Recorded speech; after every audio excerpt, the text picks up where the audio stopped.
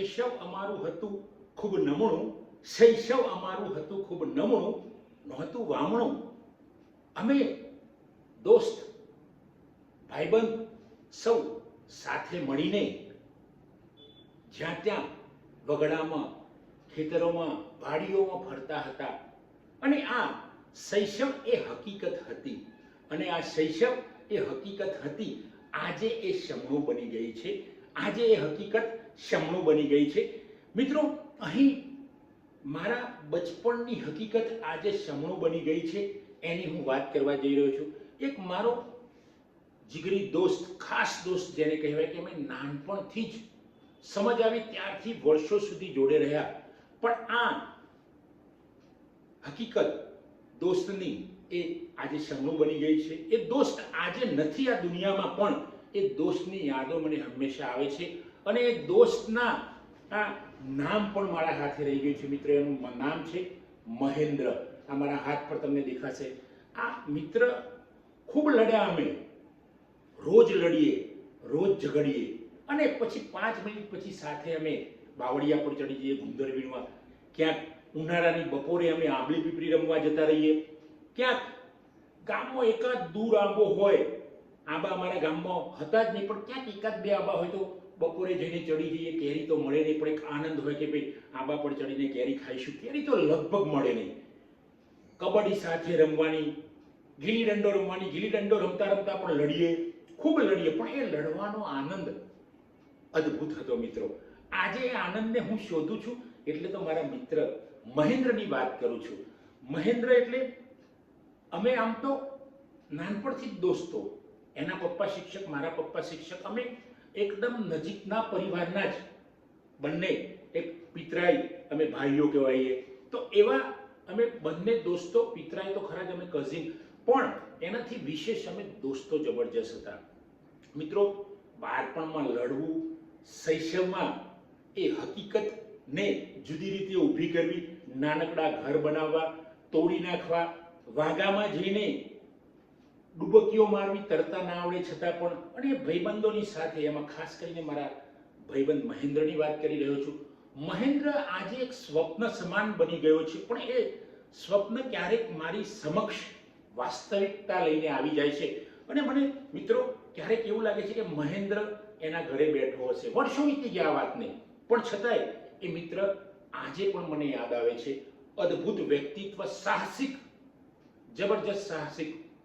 લડાઈ ઝઘડામાં પણ પાછું નહીં પડવાનું, જોકે અમે બંને સાથે જ હોઈએ. અને ભણવામાં પણ હંમેશા પાછળ રહેવાનું અમારે બંને. પણ ધીમે ધીમે અમને સમજ આવતી ગઈ, એમ અમે ભણતા ગયા. કારણ કે ગામડાનું જે અમે શિક્ષણ લીધું હતું, કેળવણી, જે અનૌપચારિક શિક્ષક, જે બાવળિયામાંથી, લીમડામાંથી, વગડામાંથી, સીમાડામાંથી, એ અમે એ વખતે એ કેળવણી લીધેલી. પછી અમને ખબર પડી કે હવે ભણવું જોઈએ. ત્યાર પછી અમે ભણવાની શરૂઆત કરી. સાચી શરૂઆત કોલેજ પછી થઈ. તો મિત્રો, આવા મિત્રો જ્યારે પરિવારમાંથી, દોસ્તોના વર્તુળમાંથી જ્યારે નીકળી જાય છે, આ વર્તુળમાંથી, ત્યારે જબરજસ્ત આઘાત લાગે છે. મિત્રો, આ મિત્ર ગયા પછી, એ પહેલા જ અમે કોઈ કારણસર લડેલા. કારણ કે નાના હતા અમે, યુવાવસ્થામાં હતા, બાળ અવસ્થામાં નાના હતા ત્યારે લડ્યા હતા અમે. અને કદાચ એના અહીંયાથી ચીર વિદાય થતી હશે એના થોડાક દિવસ પહેલા પણ અમે લડેલા. બસ એમ જ, હૃદયનો કંઈ ભેદ નહીં, ખાલી જીભનો ભેદ.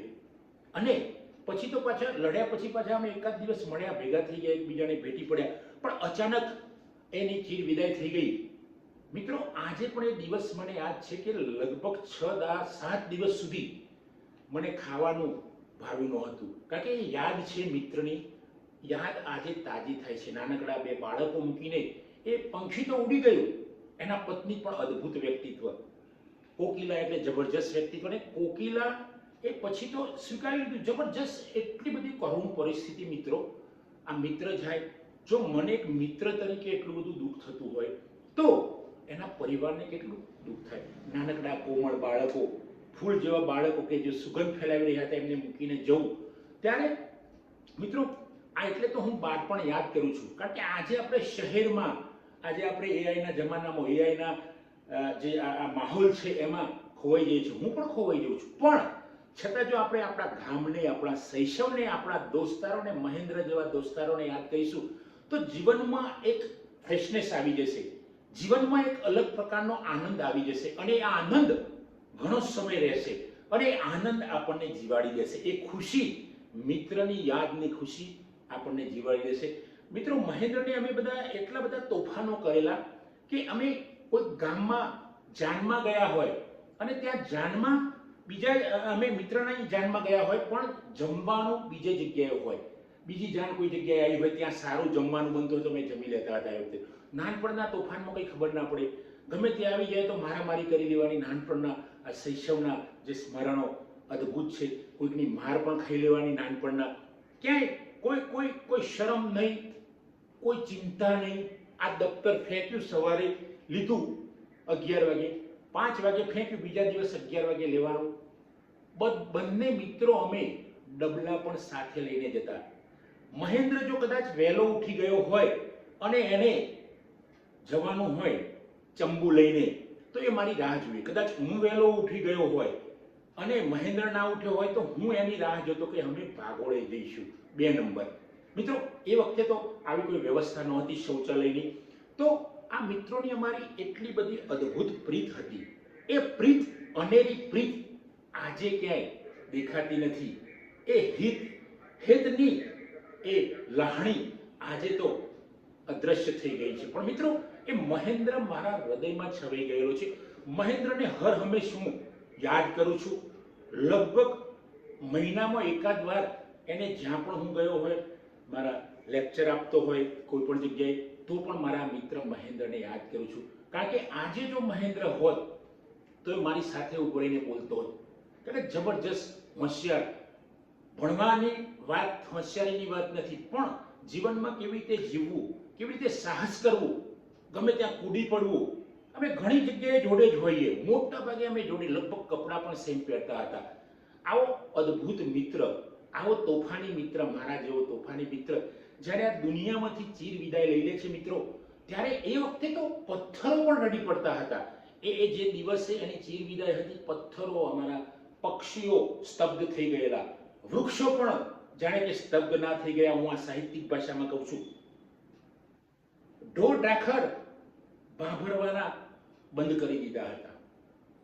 કોઈ સામે મળે, કોઈ પણ ધર્મની જ્યારે એ યાત્રા નીકળી હોય ત્યારે બધા એને વંદન કરતા હતા. મિત્રો, આવું ફૂલ, આવું અદ્ભુત મારા ગામનું ફૂલ, મારા પરિવારનું ફૂલ આજે નથી. સૌને દુઃખ છે. હું તો એને કહ્યું એ પ્રમાણે બહુ જ યાદ કરું છું.